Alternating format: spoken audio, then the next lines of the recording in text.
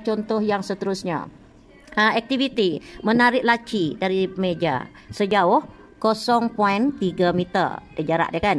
Kemudian apakah daya yang digunakan? Dia tarik sikit saja 2 Newton. Jadi aktiviti C ini menggunakan daya 2 Newton, kemudian arah daya pula mendatar, kemudian jarak laci ditarik ialah 0.3 meter, masih dalam unit meter. Dan apabila kita mengira work done untuk melakukan menarik meja tadi ialah W equal to force times S, iaitu kita ada 2 Newton ialah daya, 0.3 meter ialah jarak, dan jumlah kerja yang dilakukan ketika menarik laci ialah berapa? 0.6 Joule. Jadi ingat simbol ialah J besar, sebutan dia ialah Joule. Sebab orang yang mengkaji ni adalah Joule.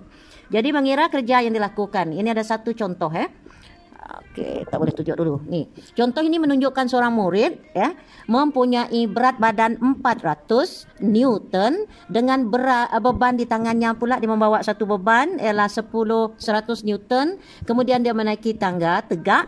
Kalau tegak tu naik ke atas, ada tarikan graviti kan? Okey, dia naik ke atas tinggi 3 meter. Jadi hitungkan kerja. Okey, nak tanya, apakah rumus kerja?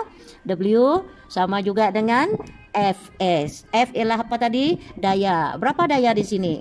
Budak itu beratnya ialah berapa? 400 Newton. Berat yang dibawanya pula ialah 100 Newton. Macam mana ni? Sebenarnya Newton ni ini ialah apabila 40 kg darab dengan 10 tarikan graviti tau. Sebab itu dia dapat 400 Newton, sama juga dengan buku. Sebab dia naik ke atas, menegak, melawan graviti. Jadi daya buku itu ialah yang 10 kilogram didarabkan dengan 10 tarikan graviti. Jadi dia akan dapat 100. Dia campur semua, campur kan. Kita akan dapat 500 Newton darab dengan jarak menegak. Bukan jarak ini Ada orang mengukur ini pula. Ada yang mengukur kat sini salah. Yang ini yang kita ukur, yang menegak. Dan kita akan dapat 1500 Joule. Kemudian satu lagi contoh.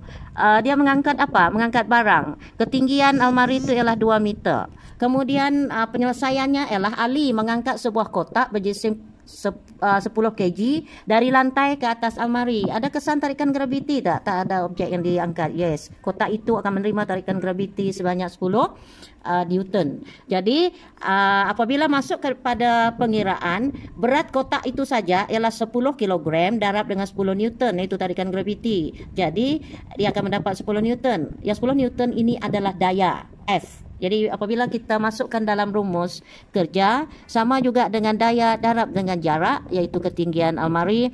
Kita dah dapat di atas tadi kan, ada 100 Newton daya, darabkan 2 meter ketinggian almari. So jumlah kerja yang dilakukan oleh Ali adalah 200 Joule. Jadi ini adalah pengiraan. Contoh ketiga, seorang buruh menarik sebuah baldi berisi simen seberat 300 Newton dari atas tanah ke tingkat satu sebuah bangunan dengan menggunakan sistem takal. Dia gunakan takal supaya senang buat kerja. Tingkat satu adalah 10 meter tingginya dari tanah. Jadi berapakah kerja yang dilakukan? Cuba awak buat. Ya. Awak mesti tulis rumus bila awak melakukan penyelesaian. Rumusnya ialah work done, W equal to daya darab dengan sesaran. Jadi kita ada berapa? Berapa kesimen tadi? 300 Newton. Berapa jarak? 10 meter. So buruh itu melakukan kerja sebanyak berapa? 3000 Joule.